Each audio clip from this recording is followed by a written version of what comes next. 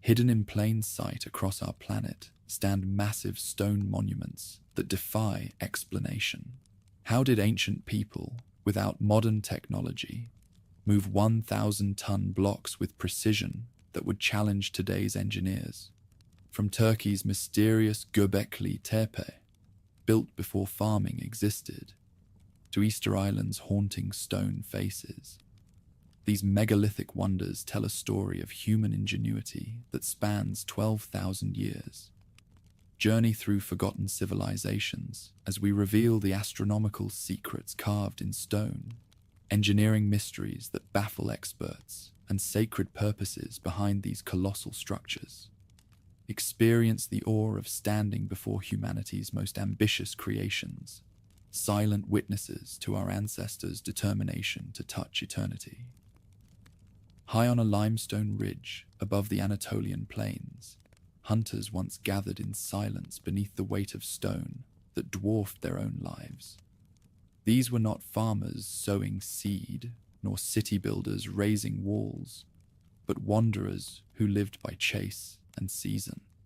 Yet here, more than 10,000 years ago, they shaped pillars taller than men, carved with creatures that seemed to stir in the half-light of dawn. No fields of grain surrounded them, no villages nestled at the base of the hill. Still, they raised monuments so colossal that even later kingdoms would stand astonished before their endurance. Göbekli Tepe reveals its story in fragments of carved limestone and heaps of fill, a hilltop sanctuary hidden for millennia beneath soil deliberately piled upon it. Circular enclosures took form, each ring anchored by twin T-shaped pillars that loomed at the center like guardians of a forgotten creed. Around them, smaller stones stood in arcs, forming sanctuaries where human hands sought communion with powers they could not name but only honor.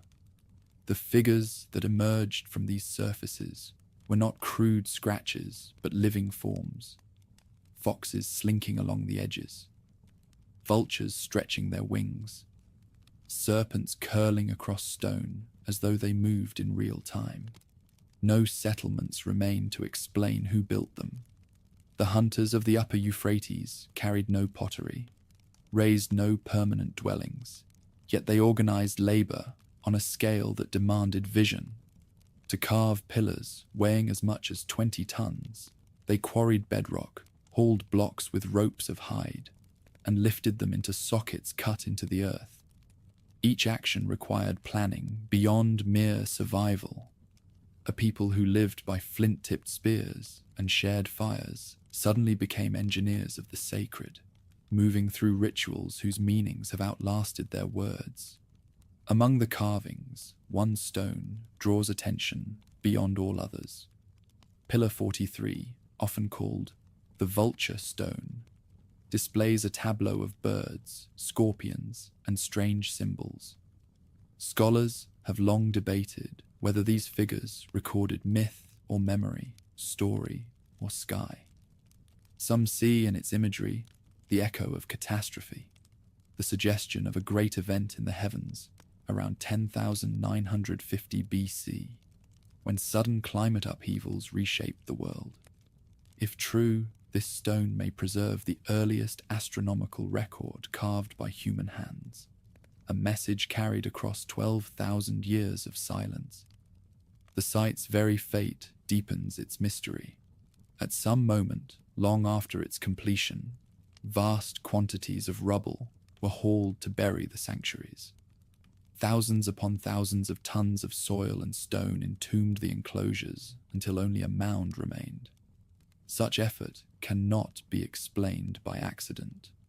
Whether the builders sought to seal a holy place, to preserve it from desecration, or to end rituals no longer sanctioned, the act itself stands as monumental as the creation. Temples raised with devotion were deliberately hidden, as though an entire age wished to fold its sanctuaries into Earth's embrace. What has emerged so far is only a fraction of the whole. Barely a corner of the mound has been uncovered, yet each excavation has revealed further circles, more pillars, more carvings. Beneath the soil still lie hundreds of stones unexposed, their secrets waiting for the moment they meet the sun once more. To imagine what lies beneath is to recognize how little of this story we yet understand. A landscape where ritual, labor, and memory converged at a scale earlier generations never dared attribute to wandering hunters. Ritual purpose saturates the site. No hearths for cooking, no traces of domestic life appear within the enclosures. Instead, animal bones scattered in deposits suggest feasting on a scale both celebratory and sacrificial. Skulls show marks of ritual display, hinting at practices that bound communities together in ceremonies where stone and flesh spoke the same language. Hunters gathered not only to consume, but to commune, to transform the act of survival into a covenant with forces beyond their reach. Each pillar carries a human form hidden in abstraction.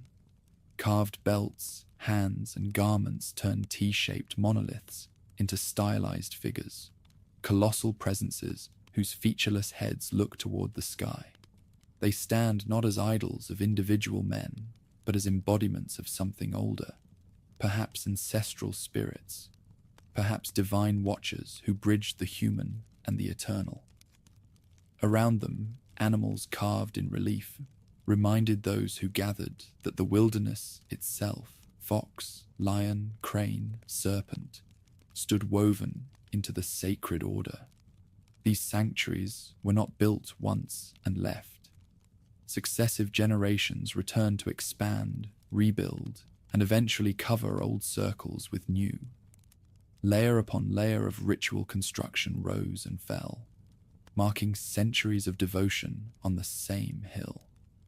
Each phase reveals adaptation, as though belief itself shifted with passing ages, yet never abandoned the sacred ridge that had first drawn their ancestors together. In that continuity lies one of history's earliest testaments to tradition, a recognition that memory and place can bind communities as firmly as blood. The environment around Göbekli Tepe adds another dimension. In the millennia after the last ice age, the hills of Anatolia stood at the crossroads of transformation. Herds of gazelle and aurochs roamed the plains. Rivers offered abundance, and wild grains grew thick in the fields. Here, on this ridge above fertile valleys, people may have gathered from across wide regions to honor the rhythms of life.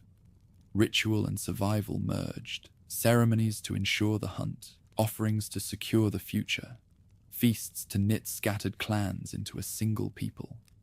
Why they buried it remains the great enigma. To entomb working sanctuaries required intent, determination, and collective will. Was it a gesture of reverence, sealing the holy place when its time had passed? Or was it fear, an attempt to close doors to powers that no longer brought comfort? Whatever the reason, their labor preserved the site more completely than mere ruin would have allowed. Stone figures slept beneath earth for thousands of years, waiting for an age when hands would unearth them once more. In these pillars stands the dawn of monumentality. Before Stonehenge, before the pyramids, before cities and kings, hunters on Anatolia's hills envisioned permanence in stone. Their sanctuaries did not serve kingship or empire, but something older, a faith that gave shape to human awe in the face of mystery. To walk among the circles is to enter the earliest chapters of human imagination, where stone became the language of eternity. From this hilltop, one truth resounds. Civilization's roots may not lie first in farming or conquest, but in the act of gathering around stone. The builders of Göbekli Tepe did not yet sow fields, but they carved permanence into rock. And though their sanctuaries were sealed beneath earth, the vision they embodied would not remain buried. Across the continents, new peoples took up the same calling, lifting stones toward the heavens, inscribing belief into landscapes that still endure. Along the windswept coast of Brittany, ranks of stone rise in ordered procession. They stretch for miles across the fields of Karnak, where more than 3,000 monoliths stand like frozen legions. Here, 5,000 years after Göbekli Tepe's circles fell silent, communities of the Atlantic shores carved their own dialogue with the sky. No king's banner ever flew above these ranks.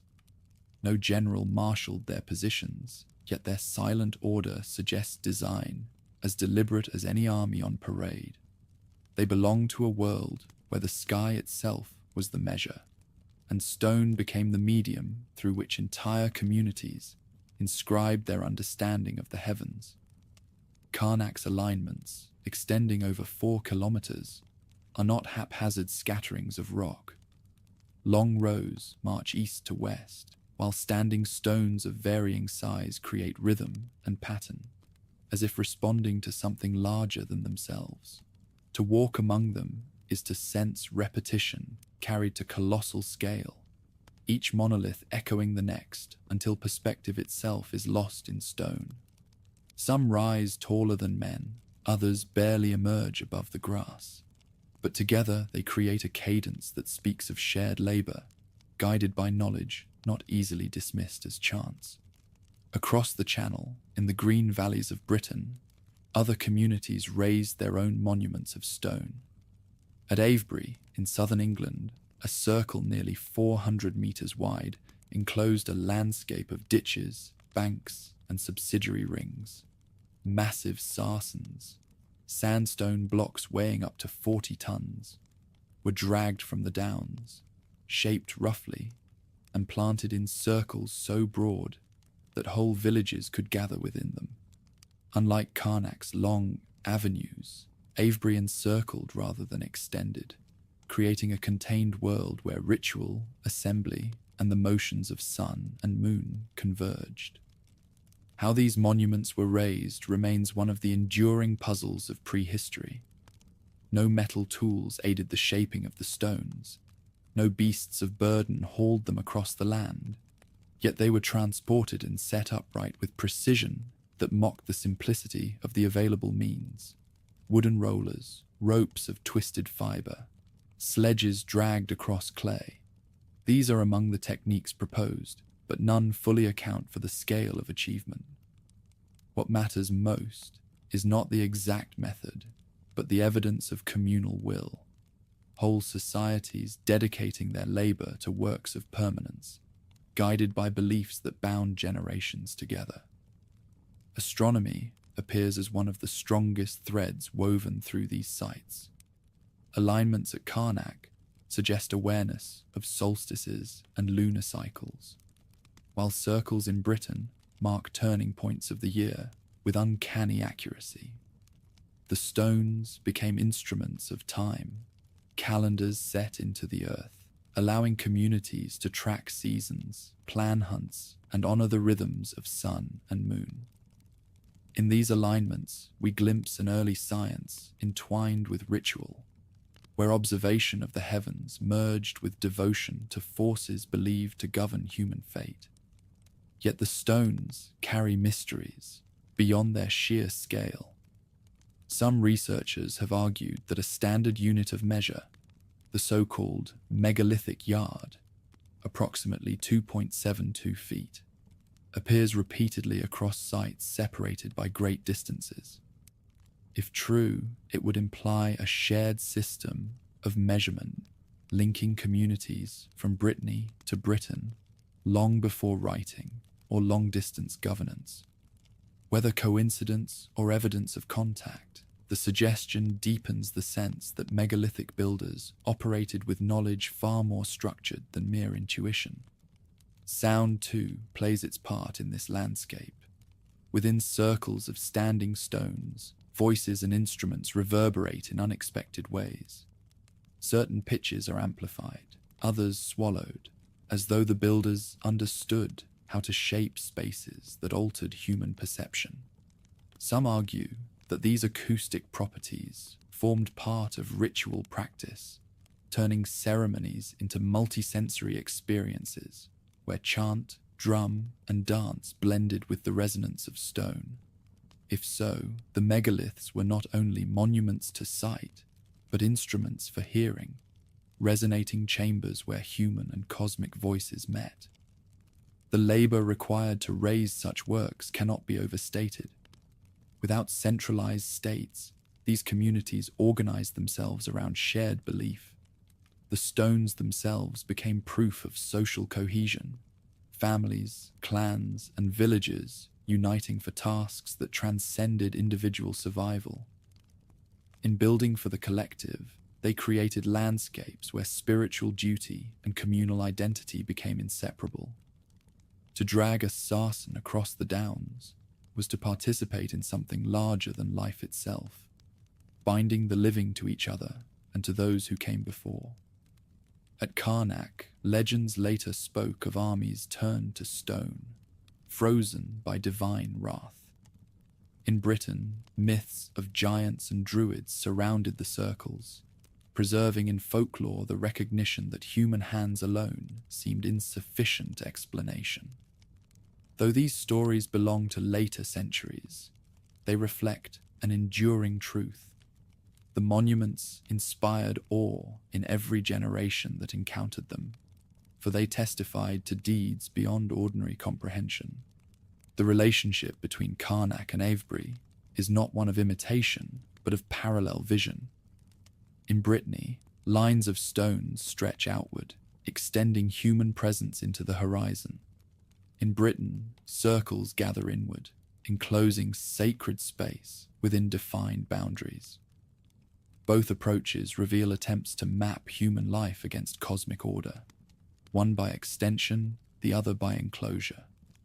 Together, they demonstrate the variety of expression within a single impulse, to anchor time and belief in stone. Ritual use of these monuments likely evolved over centuries. Feasting debris found near circles suggests gatherings where food and drink sealed community bonds, while burials in nearby barrows reveal a connection between stone and memory of the dead. The monuments became centers not only for watching the heavens, but for binding the living and honoring the departed.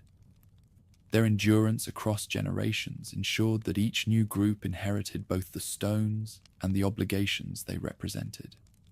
As centuries passed, new circles were added, old ones altered, alignments refined. This continuity reveals not static tradition, but active engagement, communities adapting their monuments to shifting understandings while never abandoning the sacred landscapes already defined. In such persistence, we glimpse the dawn of cultural memory, the recognition that meaning can be anchored not only in story, but in enduring stone. The wind still moves through Karnak's avenues, and sheep still graze within Avebury's vast circle. Though their builders' names have long vanished, the stones continue to bear witness to the first great flowering of monumentality in Western Europe. They remind us that long before empires and kings, ordinary communities looked to the sky and found reason to shape the earth. In their alignments and enclosures lies the testament of people who measured their world, not by wealth or conquest, but by the eternal rhythm of sun, moon, and star. Yet the vision of shaping stone did not remain on northern shores. Far to the south, across the waters of the Mediterranean, other hands raised temples that rivaled even the grandeur of Egypt's later monuments. On the islands of Malta, colossal blocks were lifted into shrines where earth, sky, and spirit converged. Here, the Neolithic imagination reached another summit, sanctuaries carved with such precision and mystery that their echoes still whisper from the rock today.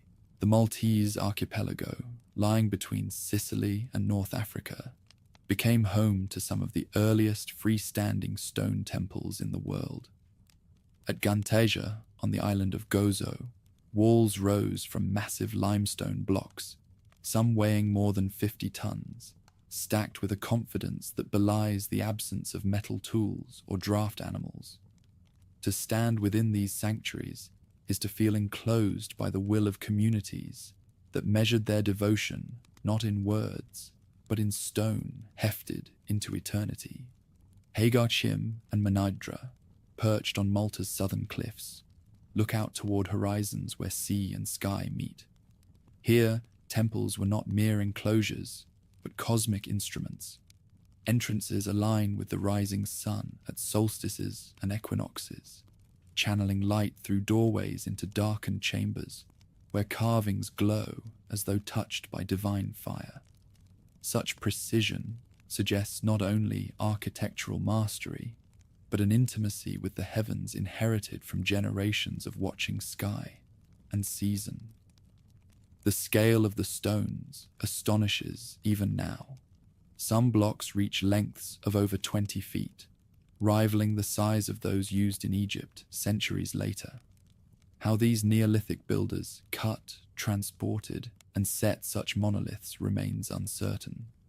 Ropes of fiber, wooden rollers, and sheer communal effort may explain part of the process, but the precision of the joins, some fitted so closely that the eye struggles to find gaps, raises questions about knowledge now lost.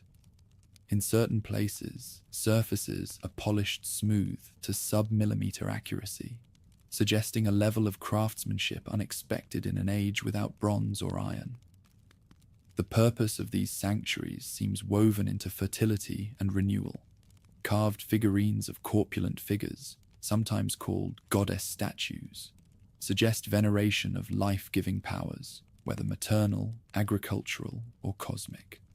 Altars within the temples bear traces of offerings, while subterranean chambers hint at rituals that united the living with ancestral spirits.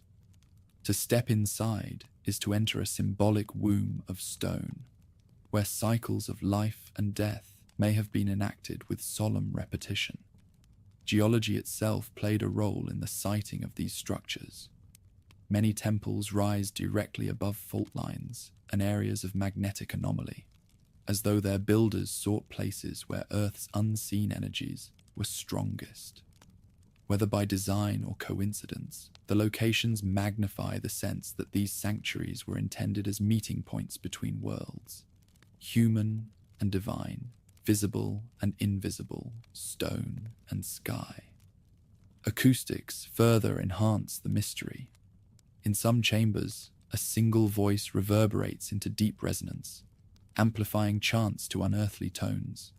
Experiments within Hagar Chim reveal frequencies that stir the body as much as the ear, suggesting ceremonies where sound itself became sacred. Such resonance could have bound participants together in trance, turning ritual into a shared journey that transcended words.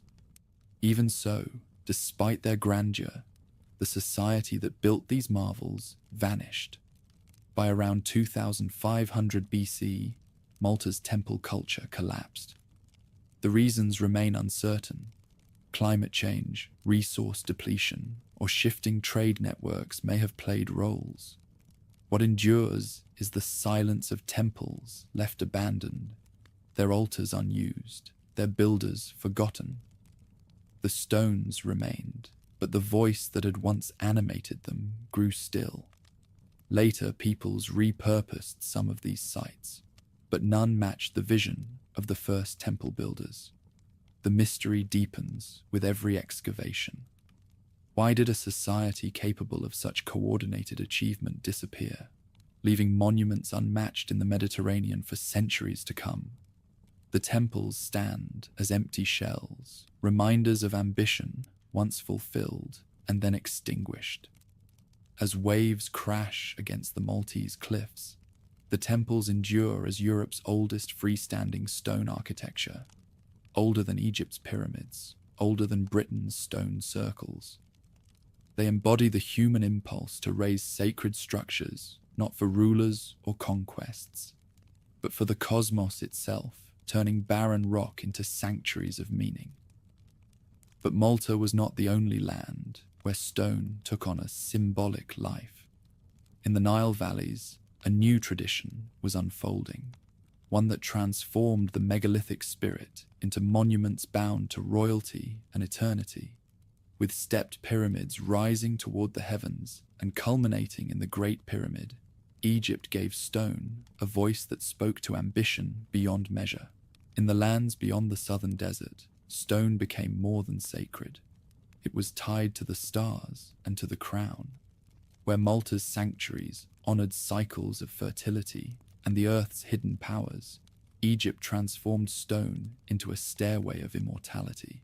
Here, rulers demanded not only remembrance, but eternal life, and the monuments they commissioned became the very symbols of their divine claim. The first step in this vision rose at Saqqara, where Pharaoh Djoser ordered his architect Imhotep to design a tomb unlike any before. Instead of a low mastaba of mud brick, Imhotep stacked stone upon stone, creating terraces that climbed toward the sky. The step pyramid stood as the earliest great experiment in eternal architecture, its 6 layers rising above the desert as a ladder for the king's soul. Surrounding it, a vast mortuary complex enclosed in stone walls carried chapels and courtyards, all arranged as a theater of eternity. For the first time, Egypt announced that its rulers would not be confined to the earth. They would ascend to dwell among the imperishable stars. In the generations that followed, the idea grew in ambition. Pyramids shifted from steps to smooth sides, their forms echoing the slant of sunlight itself. At Meidum and Dashur, early experiments tested the geometry. The so-called bent pyramid of Sneferu changed angle halfway up, its slope adjusted to prevent collapse. Whether by miscalculation or bold design, it revealed both the hazards and ingenuity of pyramid building. Nearby, the Red Pyramid emerged, its broad sides creating the first true smooth-faced pyramid in history. By Sneferu's death, Egypt had mastered the craft of raising mountains from stone. Then came the age of giants. On the Giza Plateau, 3 great pyramids rose in succession, each the tomb of a king, but together a statement of a civilization's power. Khufu's Great Pyramid towered above them all, a mass of more than 2 million stone blocks, each carefully set into place with joins so tight that a knife cannot slip between them. Its sides align almost perfectly with the cardinal directions, and its base measures with astonishing precision. Despite centuries of speculation, the methods used to raise such a monument remain uncertain. Ramps of earth, counterweights, levers, or techniques now lost to time. What is certain is that no other monument has so completely embodied human ambition in stone. Inside, the Great Pyramid conceals passageways and chambers whose purpose remains debated. The king's chamber lies at its heart, its granite ceiling slabs weighing dozens of tons yet balanced with care. Above it, hidden relieving chambers distribute the weight, demonstrating architectural knowledge far beyond trial and error. Other corridors ascend and descend into darkness, some leading nowhere, their meanings obscured. Even today, sealed cavities are suspected within, spaces still unexplored, as though the pyramid guards secrets not yet meant to be uncovered. The pyramid's behavior defies easy explanation. Within its stones, temperature remains remarkably constant, close to 20 degrees Celsius, about 68 degrees Fahrenheit, no matter the desert heat or the chill of night. Whether accident or design, this stability lends the interior a sense of otherworldly calm, as though the king's eternal house were insulated from time itself.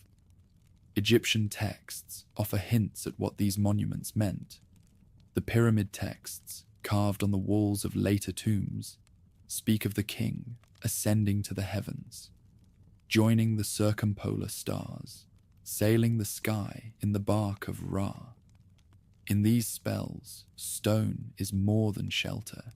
It is a mechanism for transformation, a sacred machine that turns mortal flesh into divine presence. References to iron from heaven have been taken to suggest the use of meteoritic iron in sacred objects, perhaps even tools, reinforcing the sense that these monuments drew on celestial as well as earthly powers. Each pyramid was once crowned by a capstone, gleaming, perhaps sheathed in electrum, catching the first rays of dawn. None survive. Their absence has become a mystery in itself. Were they dismantled, stolen, or deliberately removed? Without them, the pyramids appear incomplete, their summits truncated. Yet in their prime, shining faces of polished limestone would have caught the sun so brilliantly that the desert itself must have blazed with reflected light. Mathematics, too, seems embedded in their design. Angles and ratios correspond to principles of geometry, some aligning with astronomical phenomena. Certain passages point towards stars of importance, while the overall layout of Giza reflects a cosmic order that mirrored the heavens. The plateau became a celestial diagram etched into stone, linking earth to sky. Some have even argued that the angle of pyramid slopes reflects the tilt of the earth itself, as though the builders sought to bind their kingdom to the planet's very axis. Even so, not all experiments succeeded. The Pyramid of Unas, though smaller, preserved the earliest carved texts, but lacked the grandeur of Giza. Later rulers attempted their own, but none matched the perfection of Khufu's age. Over time, the scale diminished, the precision lessened, and the golden era of pyramid building passed. Still, for those centuries between Djoser and the last kings of the 5th dynasty, Egypt stood unrivaled as the world's architect of eternity. The pyramids were not isolated structures, but parts of vast complexes. Causeways linked them to valley temples where processions began, and satellite pyramids dotted the desert around them. Whole communities of workers lived nearby, sustained by bakeries, breweries, and supply systems. Their labor was not the toil of slaves, as once thought, but of farmers and craftsmen, fulfilling duties owed to the state and the gods. In building for their kings, they believed they secured the harmony of the cosmos itself. Today, the pyramids stand weathered but unbowed, their casing stones stripped, their capstones gone, yet their presence still dominates the horizon. They remain the ultimate symbol of endurance, monuments that turn stone into a bridge between mortal life and eternity. But the plateau held more than pyramids. Not far from Khufu's great tomb lies another enigma, a colossal guardian carved directly from bedrock, its gaze fixed on the rising sun. Half lion, half man, it has stood watch for nearly 5,000 years, its weathered face bearing mysteries as profound as those of the pyramids themselves. Carved directly from the bedrock of the Giza Plateau, the Great Sphinx crouches in the desert, with a body more than 200 feet long and a weathered face that has stared eastward for nearly 5 millennia. Neither built stone by stone, nor stacked in tiers like the pyramids beside it, the Sphinx was released from living rock, its colossal form shaped from the ridge itself. With the paws of a lion stretched forward and the features of a ruler gazing into the dawn, it endures as the oldest monumental sculpture in Egypt, and one of the most enduring enigmas of the ancient world. The Sphinx's scale alone makes it unique. Its head rises more than 60 feet above the ground, and its massive body, though eroded and patched with later restorations, retains the impression of a creature at once animal and divine. The Egyptians were not content to build walls or tombs in its presence. They transformed the landscape itself into an image of power, turning limestone bedrock into a cosmic guardian. It is part sculpture, part mountain, part riddle carved into stone.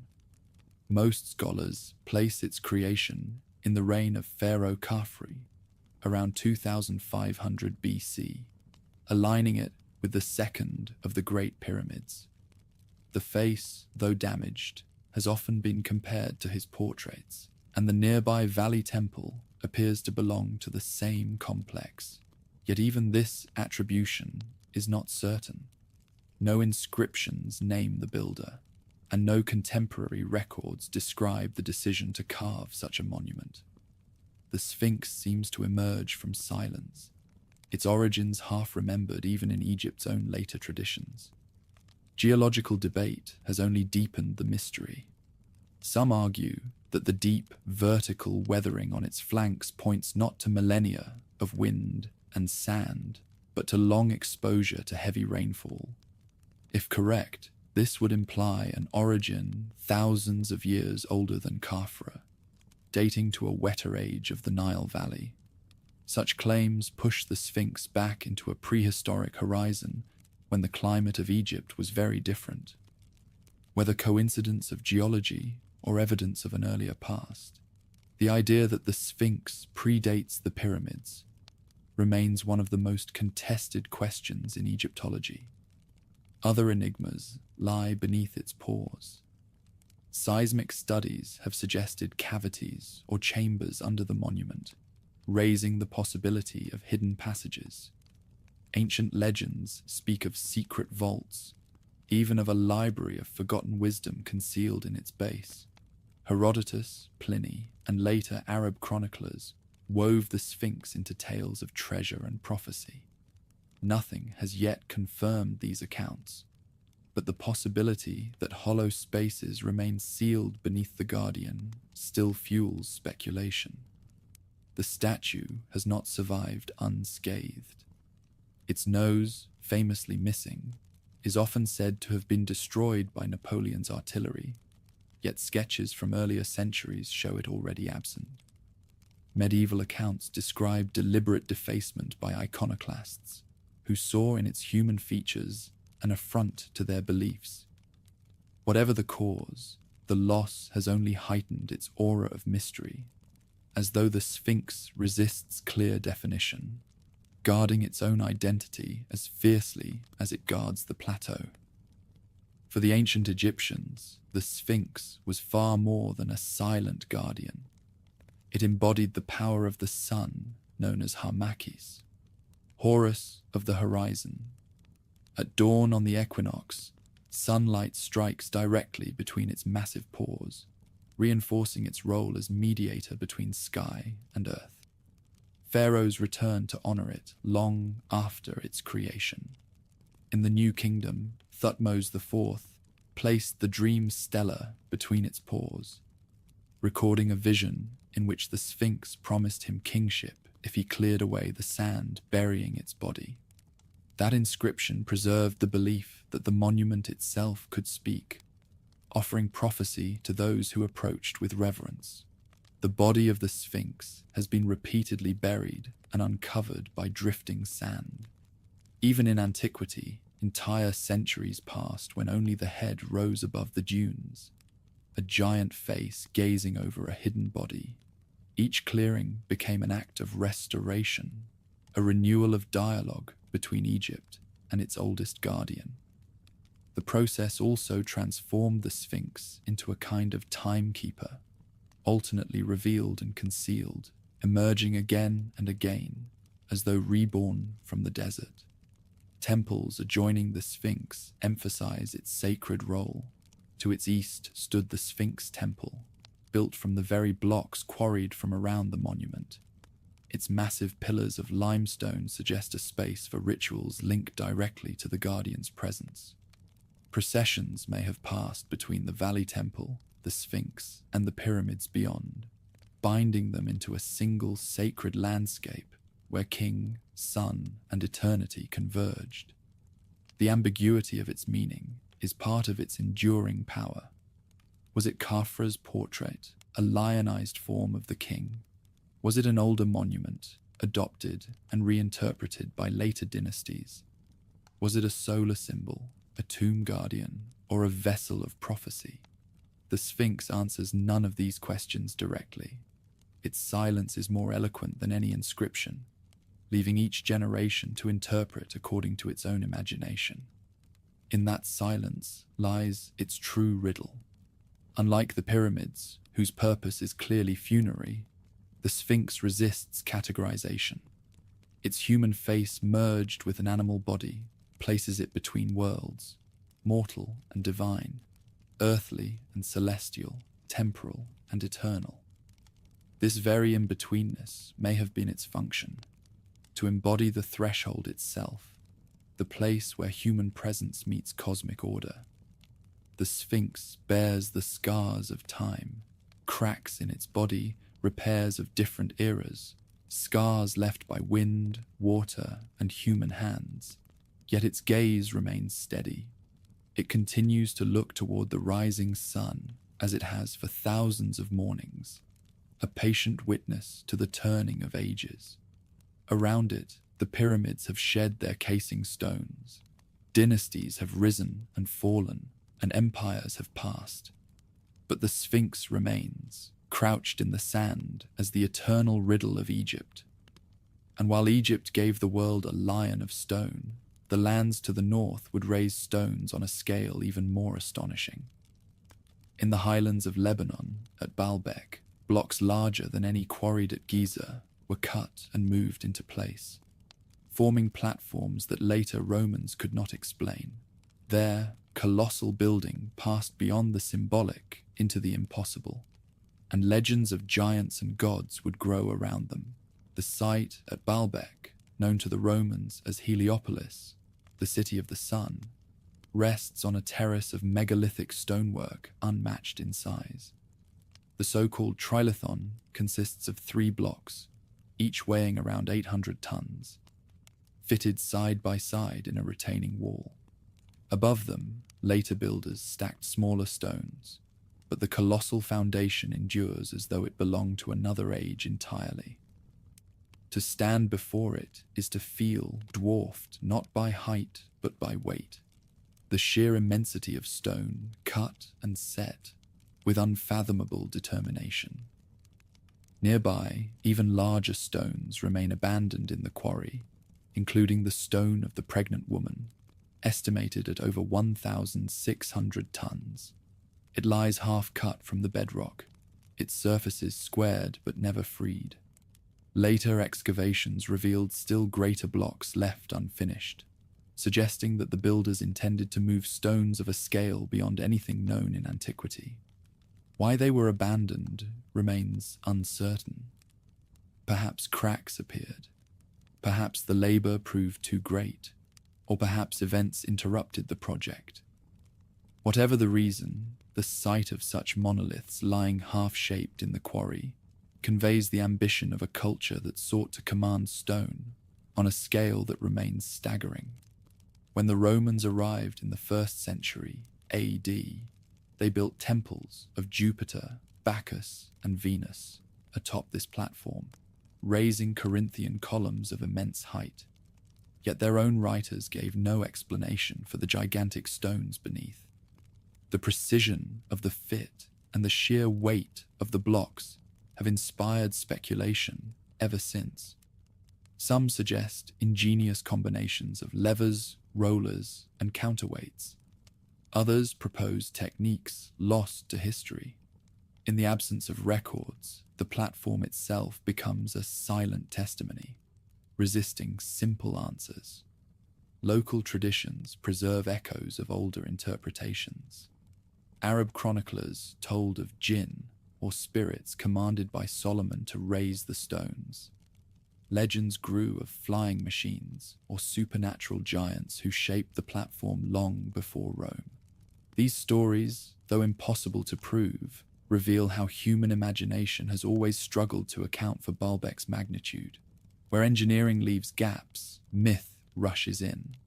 Baalbek was not alone. Along the coast, the ancient city of Byblos became a hub of megalithic construction and maritime trade. Its stone temples and harbour installations connected the Levant to Egypt, Mesopotamia, and beyond. Byblos was already ancient when the pyramids were new, and its sanctuaries show how stone anchored both religion and commerce. Massive blocks formed its city walls, and megalithic shrines dedicated to local deities linked its people to the sea that sustained them. Here, ritual and exchange intertwined.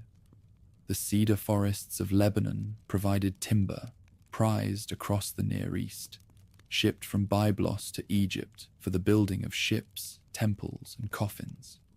In return, Egyptian stone and artifacts made their way north. Within this flow of goods and beliefs, megalithic construction expressed continuity, as though the permanence of stone matched the eternal rhythm of the waves. Like Baalbek, Byblos attracted layers of culture over time. Phoenicians, Greeks, and Romans left their marks, but beneath their traces lie older foundations whose scale suggests a tradition of monumental building stretching back into prehistory. The layering of sacred spaces upon megalithic cores gives the impression of inheritance from an age whose memory was already fading. Each new people built upon what they found, never erasing the stones, always incorporating them as though they carried an authority older than any dynasty. The question of who first raised the megalithic foundations at Baalbek remains unanswered. Some argue that local cultures of the Bronze Age, drawing upon communal labor, achieved feats later credited to outsiders. Others suspect that the Roman platform merely extended earlier works, amplifying but not originating the colossal terrace. Without inscriptions, certainty eludes us. The stones themselves speak only of weight and endurance, not of the hands that moved them. Standing before the trilithon, the mind wrestles with scale. A block the size of a modern house rests seamlessly on its neighbors, as though placed there with ease. To imagine ropes and wooden rollers straining beneath such weight challenges credibility, yet no other tools are known from the time. Was human determination alone enough? Or was their knowledge now lost, techniques abandoned and forgotten in the shifting sands of history? The silence of Baalbek offers no reply, only the immovable presence of stone. As twilight falls over the terrace, the blocks cast shadows longer than walls, their edges softened by centuries of wind. The temples built above them lie in ruin, their columns toppled, their roofs collapsed, yet the foundation endures. It is as though later civilizations rose and fell, like waves upon the surface, while the megalithic core remained immovable beneath. Whatever purpose it first served, it still commands awe. And so, from Egypt's guardian lion to Lebanon's giants of stone, the mystery deepens. Across the Near East, civilizations carved permanence into their landscapes, each in forms beyond simple explanation. Yet where Egypt clothed eternity in the form of kings, Baalbek and Byblos point to a legacy where stone itself became the enduring power. Beyond the Levant, another land of ancient rivers carried its own vision of sacred architecture. There, in the plains of Mesopotamia, rulers, lacking quarries of stone, raised monuments of mud brick that reached for heaven. Ziggurats rose as stairways to the gods, towers of earth rivaling the sky, where the highlands of Lebanon raised mountains of stone. The plains of Mesopotamia turned earth itself into monuments. Between the Tigris and Euphrates, where rivers swelled and retreated in cycles of abundance and destruction, builders had little access to quarries. Stone was scarce, timber limited. Yet this was the cradle of cities and kings, and they would not be denied the grandeur of scale. Instead of carving blocks from rock, they molded clay into bricks, millions upon millions of them, stacked into terraces that rose like stairways toward the sky. The ziggurat became their answer to the pyramid, massive platforms built of sun-dried and fired brick. Faced with bitumen and sometimes stone, they stood as artificial mountains in landscapes otherwise flat. At Ur, the great ziggurat of Ur-Nammu rose in the 21st century BC, a tower of 3 ascending levels crowned by a temple to the moon, god Nana. Its walls, sloping inward to resist collapse, created a profile both monumental and graceful. To climb its staircases was to ascend symbolically from earth to heaven, each step drawing closer to the divine.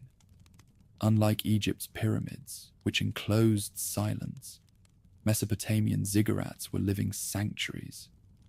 Priests ascended their stairways to offer daily rituals, watching the heavens from platforms that commanded the horizon. From their summits, the motions of stars and planets were charted, the rhythms of sky married to the cycles of agriculture. The ziggurat was at once temple, observatory, and axis mundi, the world's axis, binding the city to the cosmos. The builders of Mesopotamia worked with materials humble in origin, yet grand in number. Bricks of clay carried the imprint of human hands, pressed with reeds, baked in kilns, or dried in the sun. These units, small enough to hold, became the fabric of vast monuments that could dominate an entire city's skyline. In this transformation lay a kind of magic, earth and water reshaped into forms that claimed permanence against time, even as erosion constantly threatened their decay. Mathematics guided their dimensions. Proportions of ziggurats reflect knowledge of geometry and ratios that allowed the towers to stand for centuries. The Sumerians and Babylonians, masters of the sexagesimal system, encoded their numbers into the very design of their monuments. Some alignments echo astronomical order, staircases set toward cardinal directions, terraces marking divisions of the heavens. In their layered bricks lies the same impulse seen in stone circles and pyramids, to mirror the sky upon the earth. Legends grew around these towers. The story of the Tower of Babel preserves memory of ziggurats so ambitious they seem to challenge heaven itself. The biblical tale recalls a city united in purpose, raising a tower with its top in the heavens, only to have the gods intervene. Whether myth or echo of actual construction, the story captures the impression such monuments made: audacity on a cosmic scale. Kings used these towers to bind politics and religion. Ur-Nammu dedicated his ziggurat to Nana, not only as devotion, but as proof of his authority over the city. Each new dynasty restored or expanded the sacred towers, linking their reigns to divine favor. To command the building of a stepped tower was to demonstrate not only wealth, but alignment with the gods. For such works required the labor of thousands and the devotion of generations. In Babylon, the great ziggurat known as Etemenanki rose to honor Marduk, lord of the city. Its name meant house of the foundation of heaven and earth, a phrase that captured its purpose: to anchor the divine within the mortal realm. Ancient writers described it as 7 stories tall. Each level painted a different color to symbolize the heavens, the earth, and the underworld. Though only ruins remain, the memory of its height lingered in Greek and biblical accounts, its grandeur woven into the imagination of the ancient world. Though brick was their primary medium, stone was not absent. In Byblos and other Levantine ports, blocks of stone were imported and used for casing or ornament. Mesopotamian builders also employed bitumen as mortar, binding bricks with a substance drawn from the very ground, dark and imperishable. The combination of clay and pitch gave their structures both strength and symbolism. Earth and fire joined with the deep essence of the underworld. What remains tells a story beyond scale alone. Offerings placed within ziggurat foundations suggest rituals of consecration, embedding the sacred into the very base. Foundation deposits, cylinders inscribed with prayers, figurines of protective deities, fragments of precious materials were buried beneath corners and walls. These hidden gifts turned architecture into ritual, ensuring that the gods themselves were invested in the stability of the tower. The visual dominance of ziggurats defined their cities. From afar, they rose like mountains above flat plains, visible for miles. For inhabitants, they were the constant reference point, the axis around which daily life revolved. At dawn, smoke from offerings curled upward against the sky. At night, flames lit the summit. Farmers in surrounding fields would glance toward the city and see their god's dwelling shining above. That towering shrine was not just a place of worship, it stood as the city's very identity in earth and brick. Erosion and time have not been kind to these monuments. Unlike the limestone of Egypt, mud brick crumbles with centuries of rain and wind. Many ziggurats survive only as mounds, their outlines blurred, yet excavations reveal their once grand staircases, walls and corners, traces of plaster still clinging to bricks. In these remnants lies the memory of structures that once rivaled any pyramid in scale, even if their fragility denied them the same endurance. Even so, fragility was not defeat. For millennia, rulers rebuilt the towers, layer upon layer, each restoration an act of renewal. This cycle of decay and rebuilding mirrored the Mesopotamian vision of the cosmos itself. Eternal return, death and rebirth, order rising from chaos. The ziggurat thus became more than architecture. It became a living embodiment of time, rebuilt as often as necessary to reassert cosmic harmony. Standing upon their terraces, priests read omens in the sky, traced the movements of Venus and Jupiter, and recorded eclipses with precision. In those moments, the Tower of Worship was a vantage point between earth and heaven, a bridge that allowed mortals to glimpse the patterns of the gods. From such watchtowers emerged the astronomical traditions that would shape calendars and guide agriculture for centuries across the Near East.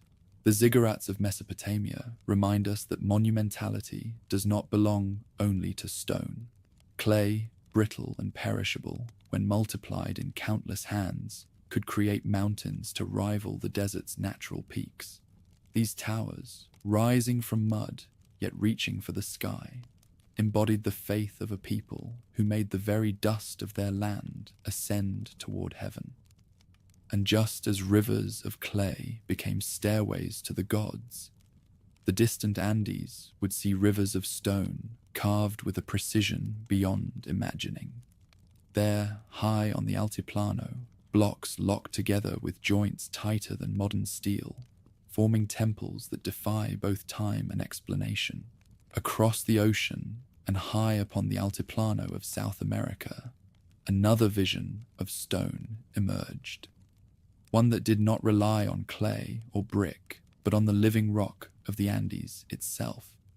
Here, at nearly 4,000 meters above sea level, the people of Tiwanaku and its sacred neighbor Pumapunku carved blocks of andesite and sandstone with a precision that challenges explanation.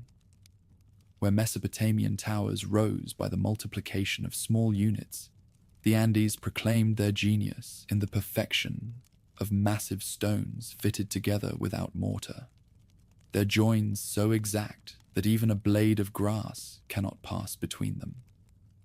Tiwanaku became the spiritual center of the Andean world. Its vast ceremonial plazas and monumental gateways spoke of a society that saw stone not only as building material, but as sacred text. The Gateway of the Sun, carved from a single block of andesite, stands decorated with enigmatic figures and symbols, its central deity radiating with staff and rays. Scholars debate whether this carving encodes a calendar, a myth, or an astronomical chart. Whatever its meaning, it shows how stone in the Andes was transformed into a canvas of cosmic order. Just beyond Tiwanaku lies Pumapunku, a site whose stonework has provoked awe for centuries. Scattered across the ground are H-shaped blocks cut with such angular precision that they resemble pieces of a massive interlocking puzzle. Their edges are sharp, their surfaces ground flat, their grooves and recesses consistent to sub-millimeter accuracy. Some weigh over 100 tons, yet appear as though shaped by machines. The methods remain debated. Stone tools and abrasive sand could account for some of the shaping, but drill holes and fine channels suggest techniques that seem to exceed the expectations of their time. Legends of the Andean people themselves attributed Puma Punku to gods or culture heroes. In later traditions, it was said to have been built in a single night by supernatural forces. The presence of unfinished blocks and scattered fragments hint at cataclysm, perhaps earthquake, perhaps flood, perhaps violent upheaval that shattered a sacred complex. Some even suggest explosive force, for stones appear to have been hurled apart as though struck by more than mere time. The choice of material was as significant as the design. Andesite, one of the hardest volcanic stones, demanded immense effort to shape, yet artisans mastered it, producing not only monumental blocks, but delicate details, channels, and joins that still provoke debate. In some stones, traces of magnetic anomalies have been reported, leading to speculation that their builders selected rock for properties beyond the visible. Whether intentional or coincidental, the effect adds to the aura of mystery that clings to Puma Punku's ruins. The construction methods inspire theories ranging from the practical to the extraordinary. Ropes, ramps, and human labor certainly played a role, for no evidence exists of beasts of burden or wheels used in transport. Yet the precision of the blocks, some stacked in tight polygonal masonry, resembling stiles found across oceans, fuels speculation of lost techniques or shared knowledge. The resemblance between Andean stonework and walls in places as distant as Greece and Egypt raises questions. Coincidence of human ingenuity or echoes of a broader pattern in human civilization? Tiwanaku thrived as more than an architectural center. It was a hub of pilgrimage, where thousands gathered for rituals tied to solstices and agricultural cycles. Vast courtyards enclosed sunken temples, their walls lined with carved faces, perhaps representing ancestors or divine beings watching over ceremonies. The Kalasazaya temple aligned with celestial events, its walls and pillars framing the path of the sun. Here, religion, astronomy, and architecture converged into a single sacred landscape. Agriculture supported this vision. The Tiwanaku people engineered raised fields and canals that harnessed the waters of Lake Titicaca, producing surplus enough to sustain monumental projects. In this way, their stone temples were not isolated marvels, but expressions of a society deeply embedded in its environment. The mountains, the lake, the sky, all became participants in their sacred architecture. When Tiwanaku collapsed around 1000 AD, its monuments remained as silent witnesses. Later, Inca rulers revered the site, claiming descent from its gods and drawing legitimacy from its ruins. They too mastered polygonal masonry, locking stones together with irregular perfection, as if to echo the achievements of their predecessors. Through them, the techniques of Tiwanaku and Puma Punku lived on, woven into the very fabric of Andean identity. The allure of these sites lies in their contradictions: precision without writing, monuments without wheels or beasts of burden, cataclysm without clear cause. Tiwanaku and Puma Punku embody mysteries that resist tidy answers, forcing us to confront the limits of our understanding. Were these feats purely the result of human labor, or did they preserve techniques since forgotten? Each block, each join, each carved groove insists that the people of the Andes possessed knowledge as profound as that of any civilization of the Old World. As the wind whistles across the Altiplano, the stones of Pumapunku lie scattered, their fragments resembling pieces of a vast puzzle never completed. The gateway of the sun still stands, its carved deity gazing impassively over the plateau, a silent witness to centuries of speculation. To walk here is to feel the collision of human ambition and natural upheaval, a place where mystery outweighs certainty, where silence speaks louder than explanation. From the high Andes, the story of stone shifts once more. Across the seas in Britain, circles of standing stones mark the solstices with equal devotion. There, at Stonehenge and its surrounding monuments, another dialogue with the heavens unfolded. One written not in mountains of brick or blocks of andesite, but in circles that framed the rising and setting of the sun. On the chalk plains of southern Britain, a ring of stones rises against the horizon, stark and silent. Stonehenge has become one of the most recognized monuments on Earth, yet its original purpose remains elusive. Circles of towering sarsens and smaller bluestones stand in alignment with the sun, their weathered surfaces bearing the marks of a people who measured not wealth or conquest, but the rhythm of time itself. The story of Stonehenge did not begin with these great stones. Long before they were raised, timber circles and earthworks marked the site. Ditches and banks encircled the landscape, hinting that the plain already held sacred meaning. Over generations, wood gave way to stone, as though permanence demanded harder material. What we see today is only the final phase of centuries of construction, adaptation, and ritual layering. The smaller bluestones, transported from quarries in the Preseli Hills of Wales, nearly 150 miles away, reveal both determination and mystery. Without wheels or beasts of burden, the builders carried or dragged these stones across rivers and hills, perhaps by sledges, rafts, and sheer communal effort. Why bring them from such distance when closer stone was available? Some suggest that their origin carried ancestral or healing power, connecting this chalk plain to distant mountains. The Bluestones journey remains one of prehistory's great enigmas.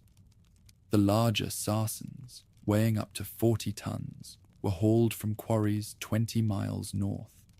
These blocks formed the iconic outer circle and the trilithons, two uprights capped by lintels. Ingenious mortise and tenon joints lock the stones together, evidence that the builders possessed not only brute strength, but sophisticated knowledge of carpentry applied to stone. The result was an architecture both functional and symbolic, a circle open to the sky yet marked with precision. Astronomy pervades the site. The axis of Stonehenge aligns with the sunrise at the summer solstice and the sunset at the winter solstice. On those days, light pours through the avenue and strikes between the stones, transforming the circle into a calendar written in shadow and flame. To gather here was to witness the cosmos inscribed upon the earth, the turning of the year made manifest in stone. Recent discoveries have expanded the mystery. Ground-penetrating radar around Stonehenge revealed hidden monuments beneath the soil, a vast complex of post holes, ditches, and stone structures, forming one of the largest ritual landscapes in prehistoric Europe. Durrington Walls, a massive earthwork nearby, once enclosed timber circles where feasting and ceremonies took place. The area around Stonehenge was not a solitary monument, but the heart of a vast ceremonial zone where the living and the dead converged. Burials add to the puzzle. Cremated remains found within the site trace origins back to Wales, the very source of the Bluestones. It seems Stonehenge was more than a calendar. It was a place of pilgrimage, where people carried their dead across great distances to be interred within the circle. In this sense, it was both a temple of the sun and a necropolis of memory, a gathering of the living with their ancestors beneath the solstice sky. Sound may also have shaped the experience. Studies suggest that Stonehenge amplifies certain frequencies, creating resonances that could transform chanting or drumming into immersive ritual. To stand within the circle was not only to see the heavens, but to hear them, to feel vibration merge with light. If true, the stones became an instrument as much as a monument, orchestrating an experience that blended sight, sound, and spirit. Folklore has long cloaked the site in myth. Medieval tales spoke of giants who carried the stones from distant lands, or of the wizard Merlin who raised them by magic. Curses were said to fall upon those who disturbed the circle, a reflection of the awe it continued to inspire. Such legends, though fanciful, reveal an enduring truth, that Stonehenge seemed beyond the capacity of ordinary men, demanding explanation in the language of the marvelous. Still, for all its grandeur, Stonehenge was not static. Stones were rearranged, removed, or broken over centuries. Some sarcens are missing, their absence hinting that the circle was once larger or differently arranged. The monument we see is incomplete, a ruin not only of time's decay, but of deliberate alteration. Perhaps meanings shifted, rituals changed, or the community itself fragmented. Stonehenge, like the society that built it, was dynamic, evolving through the centuries of its use. Its endurance lies not in clarity, but in enigma. Unlike pyramids or ziggurats, whose functions can be named, Stonehenge refuses final interpretation. Was it an observatory, a temple, a tomb, or all at once? Each theory captures part of the truth, but never the whole. Its silence resists completion, ensuring that the circle remains open, not only to the sky, but to human imagination. As dusk falls on the plain, the stones cast long shadows across grass and chalk, their forms both stark and solemn. They do not speak, yet their arrangement tells of a people who sought order in the cosmos and inscribed it upon the land. To walk among them is to share in a vision that stretches beyond generations, where ritual and astronomy merge into the mystery of human purpose. From this silent circle of Britain, the trail of stone leads eastward, toward a valley where cities themselves became monuments, planned with such precision that they seem to echo the geometry of the heavens. Beyond the deserts of Mesopotamia and the circles of Britain, a different kind of monument emerged. Not a temple of stone alone, but entire cities laid out as if drawn with ruler and compass. Along the banks of the Indus River, at Mohenjo-Daro and Harappa, a civilization flourished whose architecture was not symbolic alone, but practical, yet no less mysterious for its order. Here, the geometry of the cosmos seemed to descend into the very streets, as if the city itself had become a sacred design. Mohenjo-Daro rose from baked brick rather than carved monoliths, but its scale and planning rivaled any megalithic tradition. Streets ran in straight lines, intersecting at right angles, forming a grid that modern eyes would recognize instantly. Houses opened onto courtyards, wells supplied water to nearly every block, and drains ran beneath the streets to carry waste away.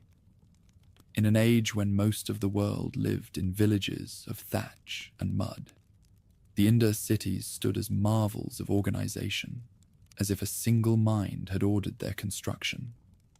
At the heart of Mohenjo-Daro lay the so-called Great Bath, a vast sunken pool lined with baked bricks and bitumen, filled by carefully channeled water.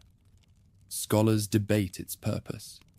Was it a public reservoir, a ritual bath, or both?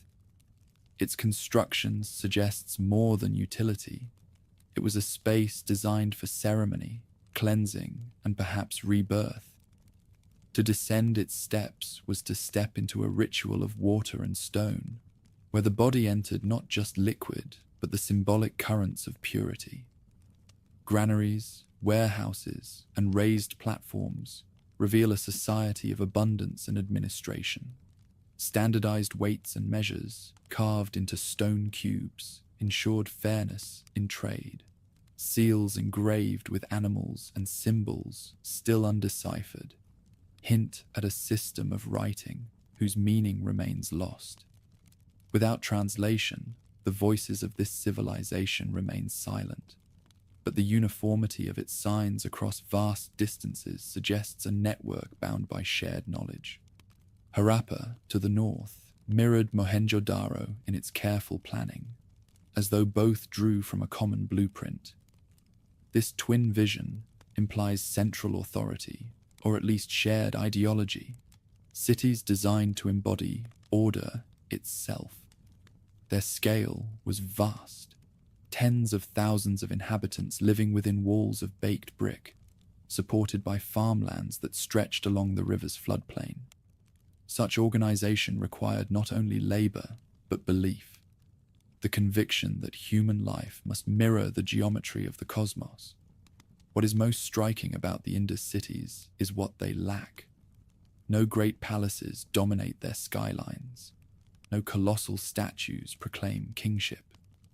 Unlike Egypt, Mesopotamia, or the Andes, their grandeur lay not in a single ruler's tomb, but in the collective harmony of streets, baths, and warehouses. Authority is invisible, hidden in administration rather than monument. This anonymity only deepens the enigma. Who led these people, and why did they leave no record of their names? Alongside their urban marvels, the Indus culture also raised megalithic monuments in the south of India.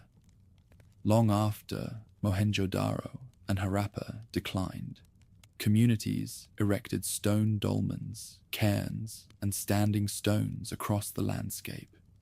Some served as burial markers, others as ceremonial alignments. Many were oriented toward the movements of the sun, reinforcing the theme that architecture across the world echoed the heavens. These southern megaliths connect India to the global pattern of stone traditions, linking its ritual life to the mysteries of far distant lands. The precision of Indus urbanism has led some to compare it with modern planning. Drainage systems, wells, and water storage reveal an understanding of hygiene centuries ahead of their time. Houses shared standardized brick sizes, suggesting centralized regulation. Even the spacing of streets seems to reflect a unit of measurement repeated across the cities. Such regularity implies a worldview where human life, like the stars, moved in ordered cycles. Even so, the greatest mystery is the collapse. Around 1500 BC, the great cities were abandoned. Streets emptied, drains clogged, baths fell silent. The civilization that had thrived for centuries vanished without leaving a clear explanation. Some blame shifting rivers as the Indus changed course and left fertile lands barren.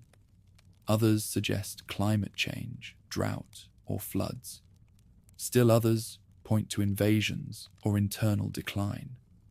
No single answer satisfies, and the silence of the undeciphered script leaves the story unfinished. The enigma of abandonment mirrors other global mysteries. Just as Malta's temple culture disappeared, and Tiwanaku's precision masonry was left in ruins, the Indus cities stand as reminders of fragility. Greatness was not enough to ensure survival. The very order that had sustained them may have become brittle, unable to adapt to shifting earth and sky. Of all the Indus remains, the seals are the most puzzling. Stamped with signs and animal forms, unicorns, bulls, elephants, they speak in a script still unbroken. Without their voice, we glimpse only fragments. The grandeur of urban design, the precision of trade, the ritual of water. Their silence deepens the aura of mystery, turning Mohenjo-Daro and Harappa into monuments of absence as much as presence. The megaliths of southern India, though less famous, preserve echoes of the same impulse. Dolmens, built of massive stone slabs, guard burials, their entrances sometimes aligned with celestial events.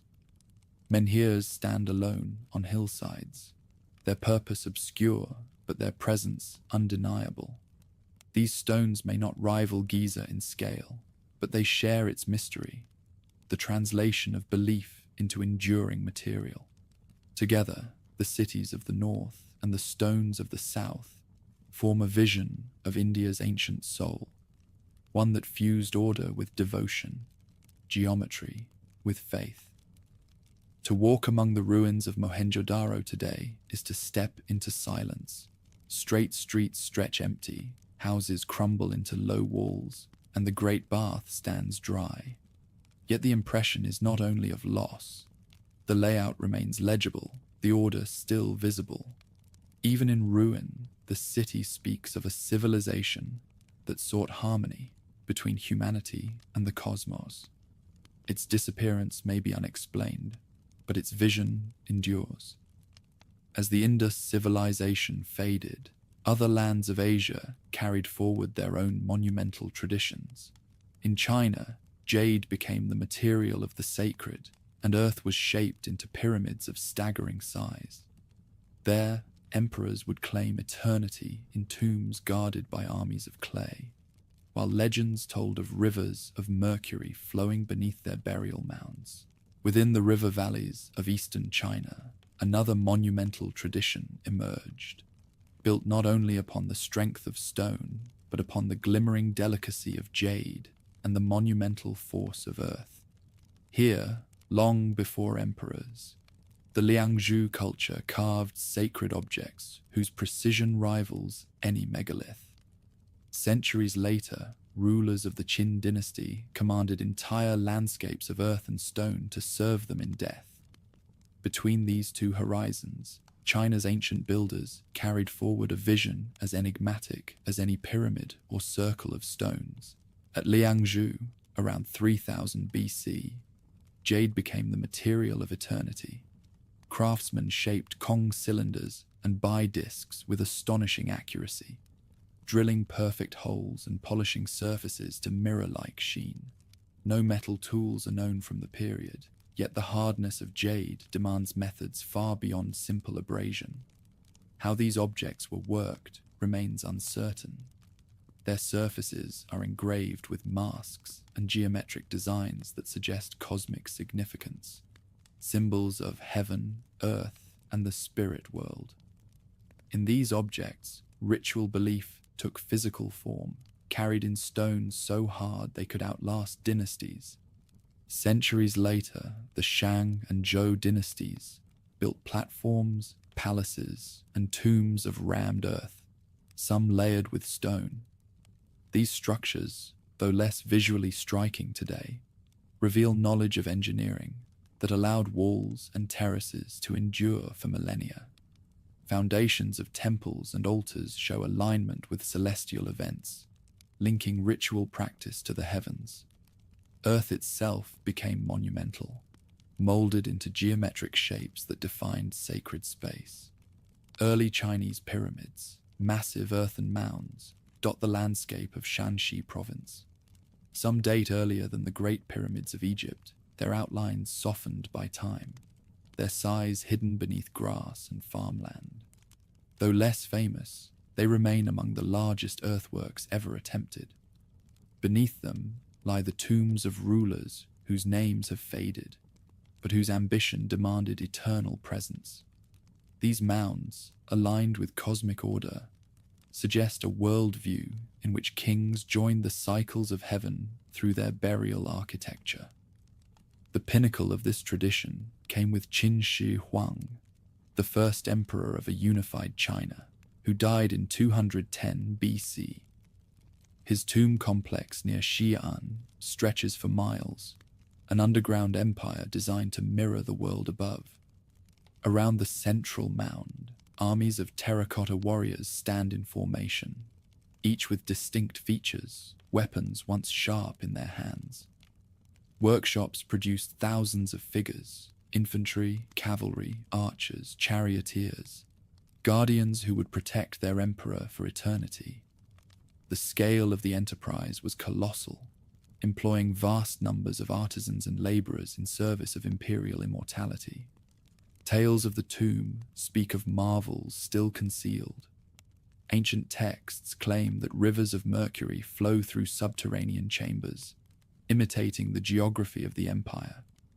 Modern soil tests have indeed detected unusually high levels of mercury around the burial mound, lending weight to the accounts. If true, the emperor lies surrounded by a deadly river meant to symbolize eternal dominion. Few monuments in the world so perfectly embody the fusion of power, mystery, and engineering as this underground palace. The decision to leave the central tomb sealed has preserved its enigma.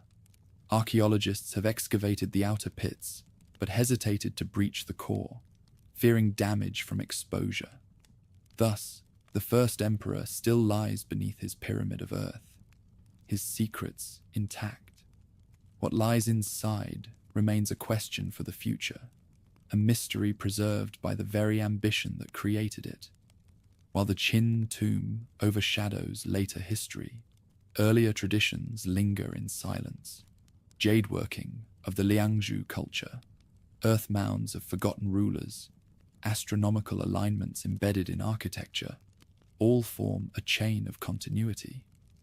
China's monuments were never merely stone for its own sake, but symbols of cosmic order, embedding heaven and earth into ritual landscapes.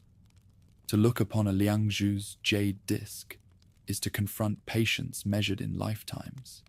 Hours upon hours of grinding, polishing, engraving, until translucent perfection emerged. To stand before the earthen mound of the first emperor is to feel the weight of ambition so great it reshaped a landscape. Both extremes reveal the same truth. China's builders transformed matter into meaning, whether through fragile carving or massive construction. Stories lay down extra layers. Tales of hidden texts, lost inventions, and secret chambers surround these monuments. Some believe the first emperor's tomb conceals not only treasures, but records of ancient knowledge deliberately suppressed. Others whisper of jade amulets infused with spiritual power, preserved in the tombs of kings. The lack of direct evidence fuels speculation, but also ensures that China's ancient monuments remain alive in the imagination, never reduced to simple ruins. In these works, the balance between fragility and endurance becomes striking. Jade objects could be shattered in an instant, yet survive thousands of years when buried. Earthen pyramids erode with every rainfall, yet loom across plains for millennia. The contrast reflects a civilization that saw permanence not only in size but in meaning, objects and monuments intended to carry the living into harmony with the cosmos.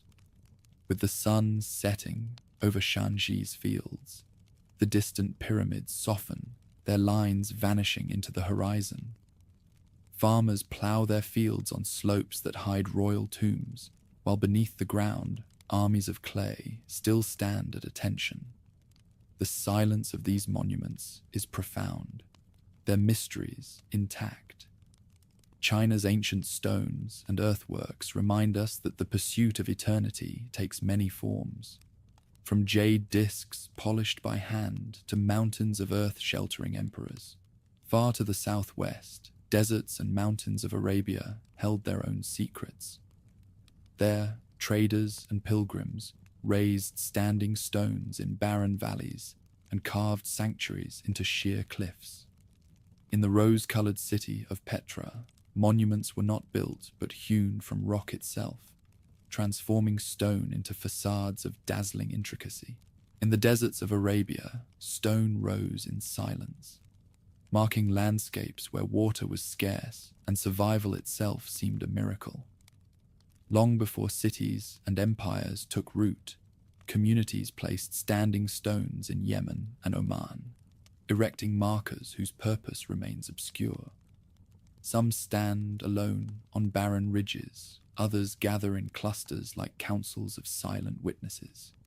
Their weathered forms resist explanation, boundary stones, altars, or monuments to the dead. Whatever their role, they reveal that even in the harshest terrain, people sought to anchor meaning in stone. The standing stones of southern Arabia often reach several meters in height, their surfaces roughly shaped but deliberately placed. Many align with celestial points, suggesting that the builders oriented them towards sunrise or solstice. In a desert where the sky dominates, such alignments carried both practical and symbolic weight. To measure the sun's course was to measure time itself, a necessity for nomadic life bound to the rhythms of the seasons. Tombs cut into rock accompany these monuments. Across Yemen, cairns and dolmens shelter burials beneath layers of stone, blending permanence with the transience of sand. Carved chambers inside cliffs and plateaus reveal remarkable skill with limited tools, echoing traditions found across distant lands. Though often simple in form, they testify to the persistence of megalithic vision. Even in regions without fertile valleys or great rivers, stone became the bridge between life and death.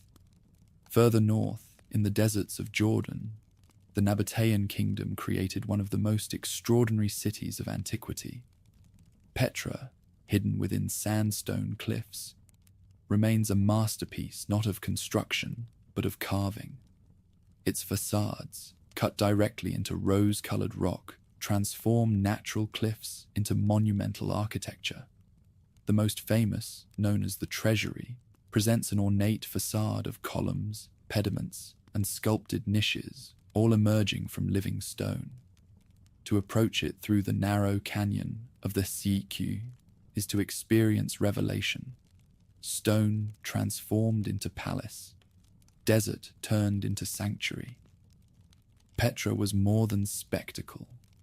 It was the heart of a kingdom that controlled caravan routes linking Arabia, Egypt, and the Mediterranean.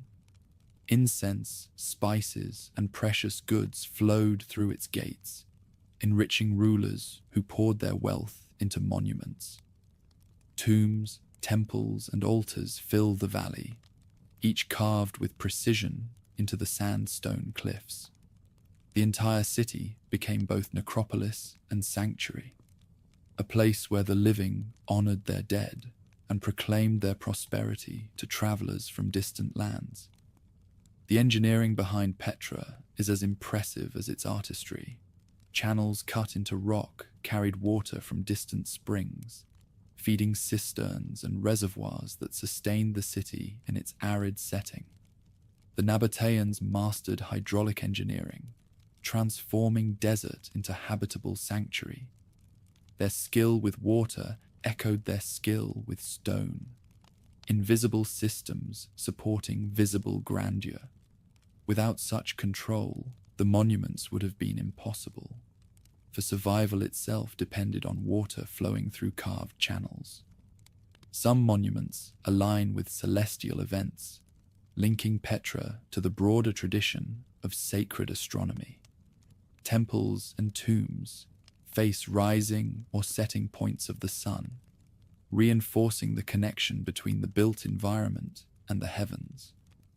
For the Nabateans, as for so many ancient peoples, stone was not passive but alive, mediating between earth and sky. Each facade became a kind of cosmic gate, carved not only for the dead but for the order of the universe. Tales surround Petra's monuments. The treasury, with its intricate facade, inspired tales that it concealed hidden riches.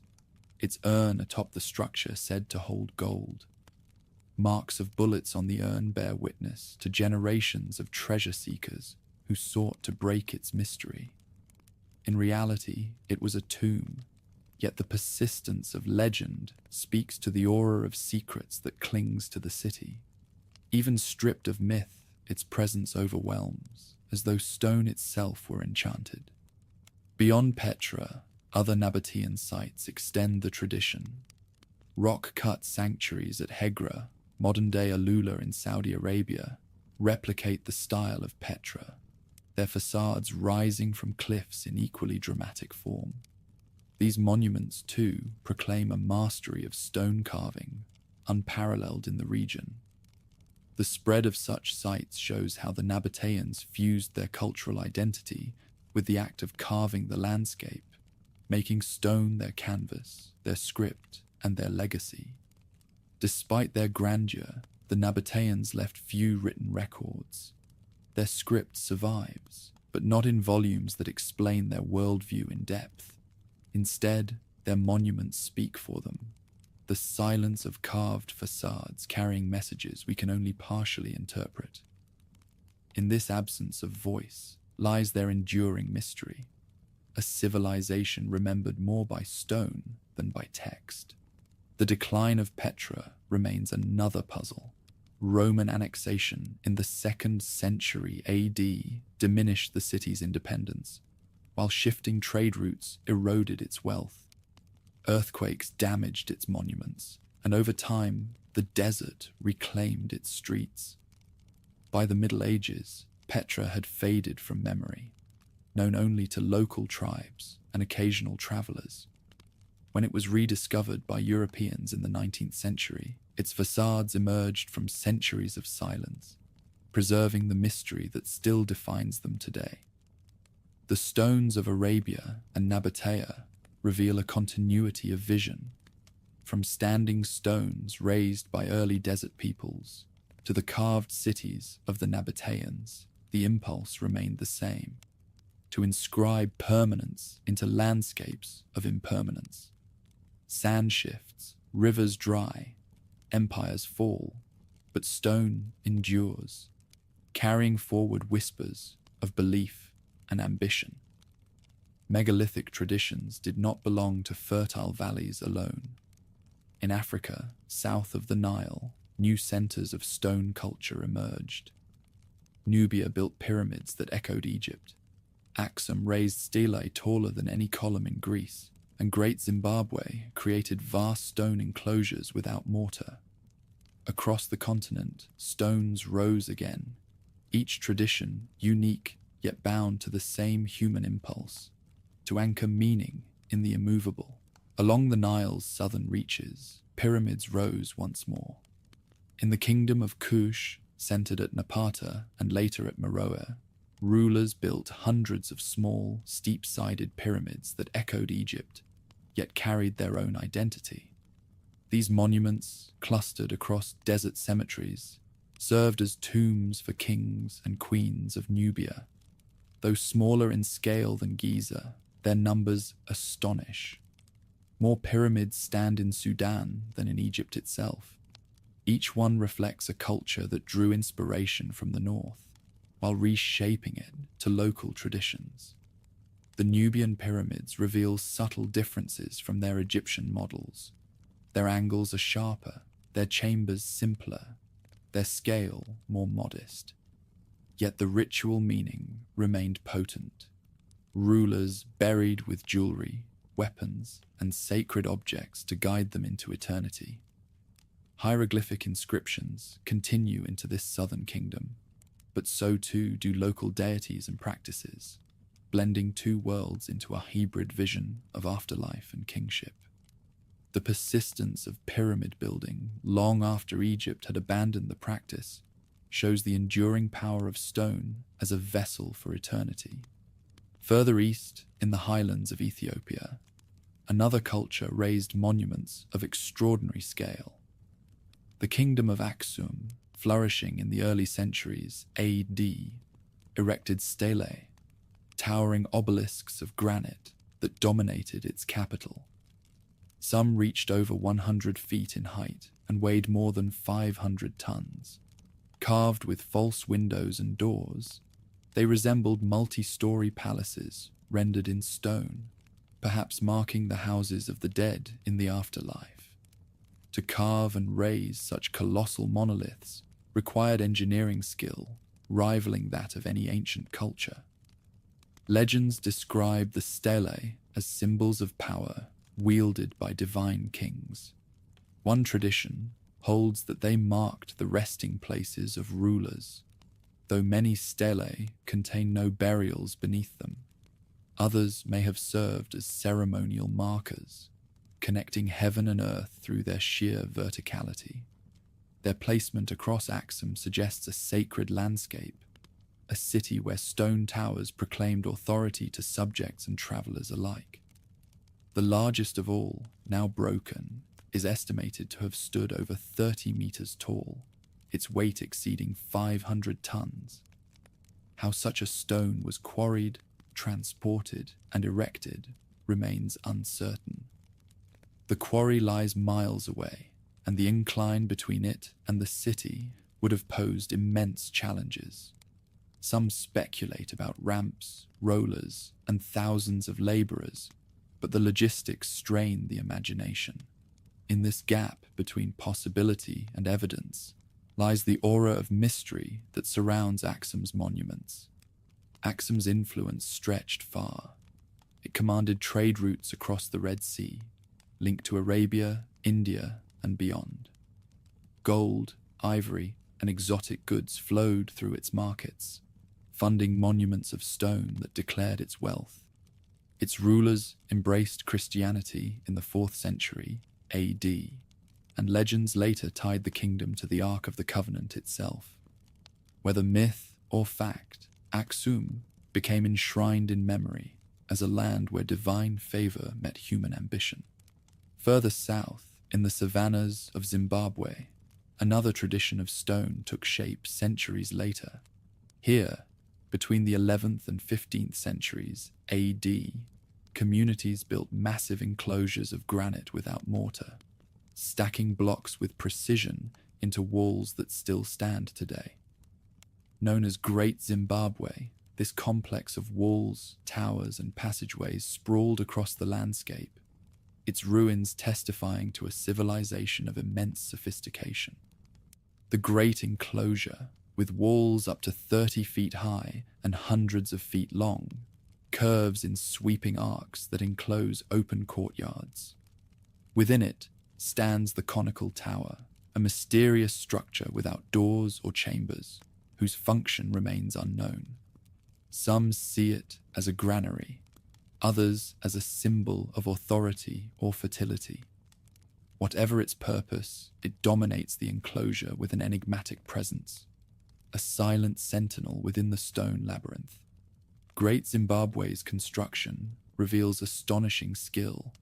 Builders shaped granite blocks by hand, fitting them together without mortar, relying on friction and weight for stability. The result is walls that have stood for centuries, despite rain, heat, and shifting ground. Their curves follow natural contours, blending architecture with landscape. This harmony suggests not only technical expertise, but also a worldview that saw stone as part of nature's order, shaped but not dominated by human will. The city thrived as a center of trade, linking inland Africa to coastal ports and global networks. Gold and ivory traveled outward. Beads, porcelain, and glass arrived from as far as Persia, India, and China. The wealth generated by this exchange supported rulers whose authority was expressed not in pyramids or stelae, but in stone walls that enclosed sacred and political space. To walk among them is to sense both grandeur and secrecy, a city designed to impress and to conceal. Mystery clings to Great Zimbabwe's decline. By the 15th century, the city was abandoned. Some suggest environmental pressures, overgrazing, or depletion of resources. Others point to shifting trade routes. The stones remain silent and monumental, their builders' names lost, their purposes partly obscured. For centuries, outsiders refused to believe that local African peoples had created such marvels, spinning myths of foreign architects. Archaeology has since confirmed its African origins, restoring the achievement to its rightful place in history. Taken together, Nubia, Aksum, and Great Zimbabwe reveal Africa's megalithic legacy in all its diversity. Pyramids rising from desert sands, stelae piercing the sky, walls curving across granite hills, all express different visions of permanence. Each culture shaped stone to its own ends, to preserve the dead, to proclaim kingship, to enclose mystery. Their endurance proves that Africa was not a silent continent, but a stage where stone spoke with voices as powerful as those of Egypt, Mesopotamia, or Europe. What unites these monuments is their silence. No builder's inscriptions survive at Great Zimbabwe. No clear explanation defines Aksum's stelae, and Nubia's pyramids stand largely unrecorded in texts. The absence of written testimony forces us to interpret through the stones themselves, reading meaning in form and scale. In this silence lies their allure. They do not lecture or explain. They simply endure, asking questions that remain unanswered.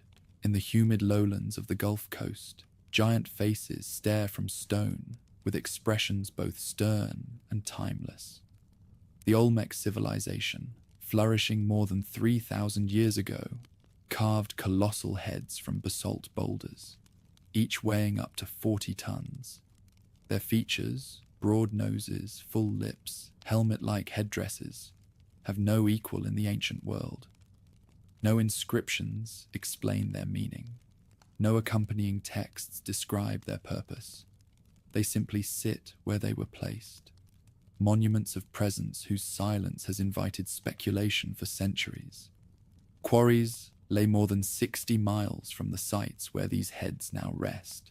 Transporting such immense stones without wheels or draft animals demanded ingenuity. Scholars propose rafts on rivers, log rollers, or human labor alone. Whatever the method, the effort was immense. To move and shape these stones required organized authority and communal purpose. Each head embodies not only craftsmanship, but also the power of leaders capable of commanding such undertakings. The individuality of the faces suggests portraiture. Subtle differences in expression and headdress imply that each represents a specific ruler.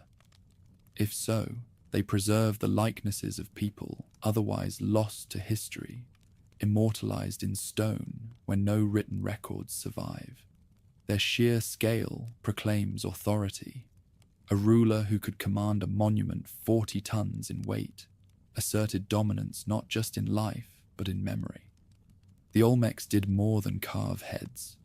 Their cities contained ceremonial platforms, plazas, and ball courts, the architecture of a society where ritual shaped daily life.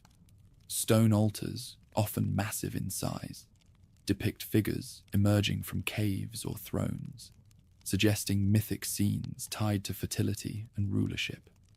In these works, stone became both political propaganda and sacred symbol, binding human authority to cosmic order.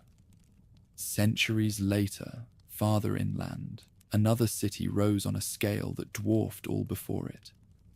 Teotihuacan, in the Valley of Mexico, became one of the largest urban centers of the ancient world. Its wide avenue of the dead stretched for miles, lined with temples and platforms, culminating in pyramids of staggering size. The Pyramid of the Sun, built from millions of tons of stone and rubble, rose over 200 feet high, rivaling the great monuments of Egypt in volume. Nearby, the Pyramid of the Moon anchored the city's northern end, while the Temple of the Feathered Serpent displayed intricate carvings of serpentine deities. The layout of Teotihuacan reflects precise astronomical planning. The Avenue of the Dead is aligned 20 degrees east of north, possibly to track the setting of the Pleiades or the path of the sun on key dates. The pyramids themselves may mark solar and lunar cycles, transforming the entire city into a cosmic diagram. To walk its avenues was to move through a calendar inscribed in stone, where civic life unfolded within the rhythm of the heavens. Beneath the pyramids, hidden chambers add to the mystery. Tunnels beneath the pyramid of the feathered serpent contain offerings of obsidian blades, jade figurines, seashells, and even pools of liquid mercury, perhaps meant to symbolize rivers of the underworld.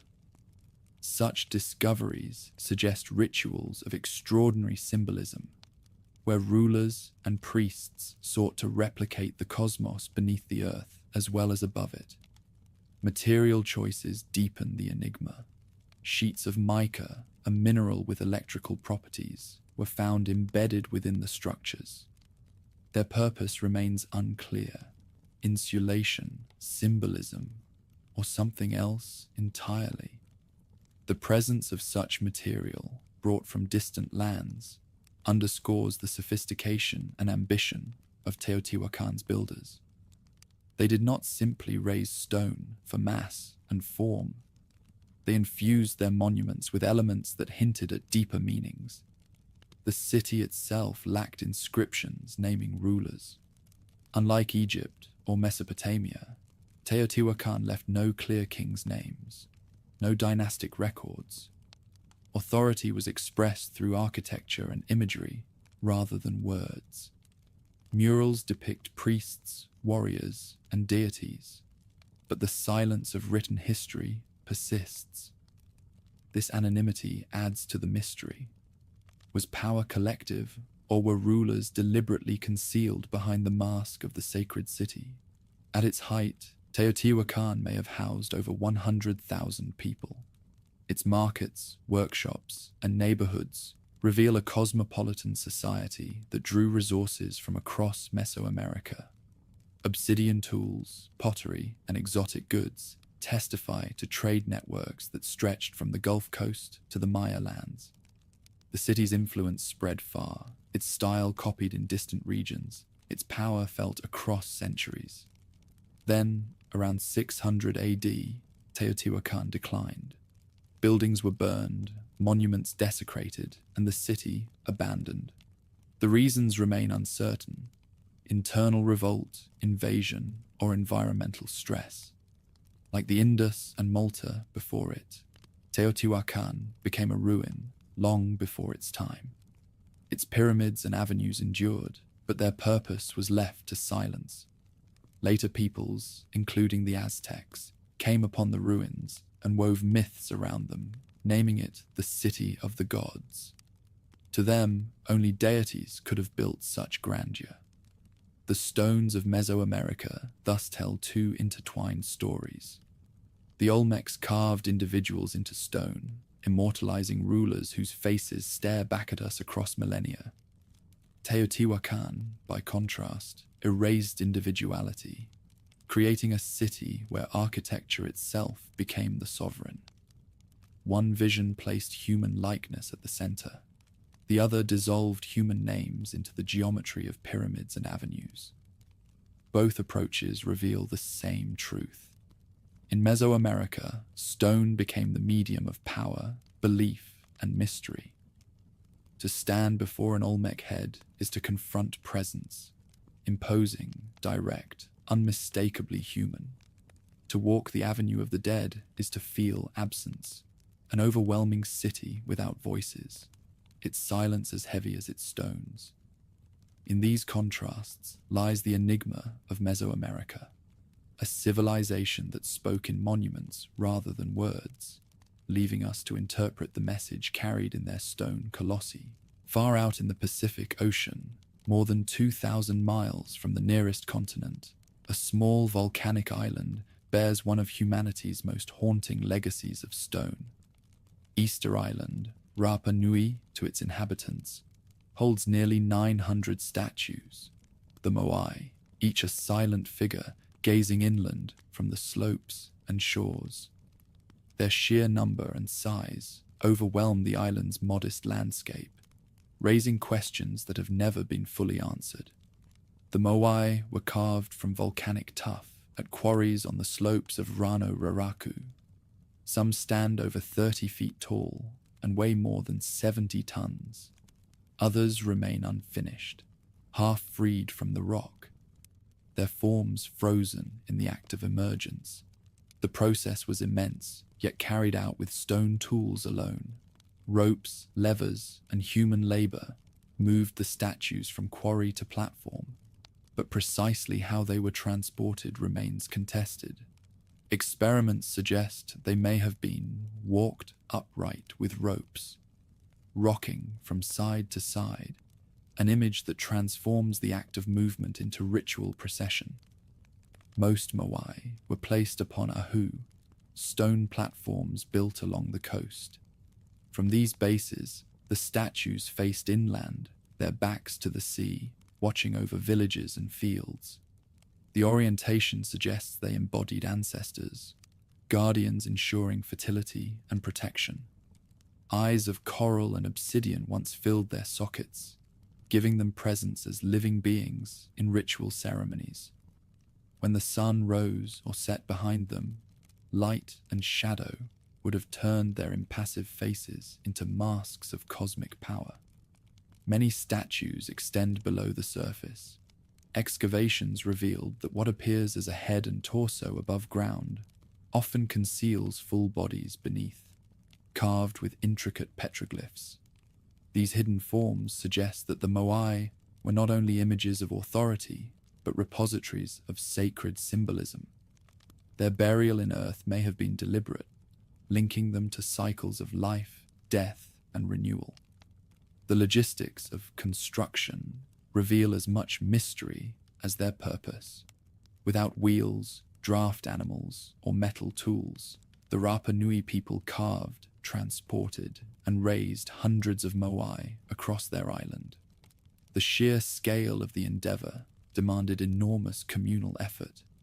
To participate in raising a statue was likely both duty and devotion, a demonstration of loyalty to chiefs and ancestors, and an act that bound the community together in shared ritual. Yet the legacy of the moai is not only grandeur, but collapse. By the 17th century, statue buildings ceased. Many moai were toppled, their faces buried in earth. Scholars debate the reasons: environmental exhaustion from deforestation, warfare between rival clans, or the disruption of European contact. Whatever the causes, the silence of the moai became emblematic of a society undone by its own ambition. Stone that once symbolized vitality and protection came to mark decline. The mystery extends to writing. Rapa Nui preserves wooden tablets inscribed with rongorongo, a script of glyphs arranged in alternating directions. No one has yet deciphered it. Some scholars doubt it represents true writing. Others see in it a lost key to the island's history. If readable, it might explain the meaning of the moai, the rituals that raised them, or the reasons for their fall. For now, rongorongo remains mute, an undeciphered voice of the Pacific. Beyond Easter Island, the Pacific holds other echoes of megalithic tradition. In Micronesia, the ruined city of Nan Madol rises from artificial islets built of basalt columns. Its canals, plazas, and tombs form a labyrinth upon the sea, a ceremonial center where stone and water merged into a single vision. Legends describe it as the work of sorcerers who commanded stones to fly into place. The reality of human labor does not diminish its enigma. The construction of an entire city upon coral reefs stands as one of the most ambitious architectural feats in Oceania. On Tonga, standing stones form trilithons, aligned with celestial events. Across Polynesia, marae, sacred platforms of stone, served as places of ritual, their alignments linking sky and sea. These monuments, though less massive than the moai, reveal a shared impulse to transform scattered islands into landscapes of sacred permanence. Even in the vast ocean, where waves erase traces of human presence, Stone anchored meaning against impermanence. The persistence of stone in the Pacific reflects both necessity and vision. Wood decays in humid climates, but volcanic rock endures. Islanders turned their hardest material into markers of ancestry, ritual, and cosmos.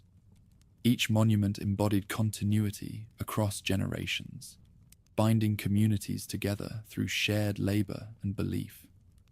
The effort invested in carving and moving stone was not extravagance, but survival of identity. Easter Island remains the most haunting of these traditions. To stand before rows of moai is to feel the paradox of presence and silence. Their faces are human, yet they do not speak. Their scale is monumental, yet their island is small. Their numbers overwhelm, yet their people declined. They embody both the heights of human creativity and the fragility of societies that dare to invest so much in permanence.